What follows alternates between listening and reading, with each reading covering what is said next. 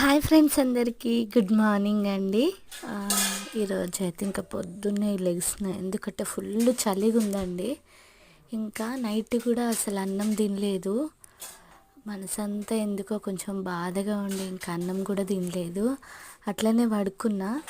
అయినా నాకు ఒక వాక్యం అయితే గుర్తొచ్చిందండి. 30వ కీర్తనలో ఉంటుంది అది. సాయంకాలం ఏడుపు వచ్చి రాత్రి ఉండినను ఉదయం సంతోషం కలుగును అని పొద్దున్నే లేచి ఇంకా ప్రేయర్ చేసుకొని బైబిల్ చదువుకున్నా. ఇంకా దేవుడు సంతోషం ఇచ్చిండు. సో ఇంకా నా పనులైతే నేను చేసుకుంటున్నా అండి.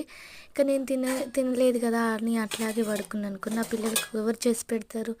నేను చూసుకున్నట్టుగా ఎవరు చూసుకోరు కదా. సో అందుకని ఇంకా లేచి అయితే పిల్లల కోసం అయితే ఇంకా పనులన్నీ చేసి బియ్యం కూడా కడిగేసి టీ పెట్టేసి పాలు పెట్టేసి ఇంకా గిన్నెలు అయితే సర్దుతున్నా అండి. ఇంకా మనం ఎక్కువగా ఎవరినైతే ప్రేమిస్తామో వాళ్ళ ద్వారానే కొన్నిసార్లు మనకు బాధ కలుగుతుంది.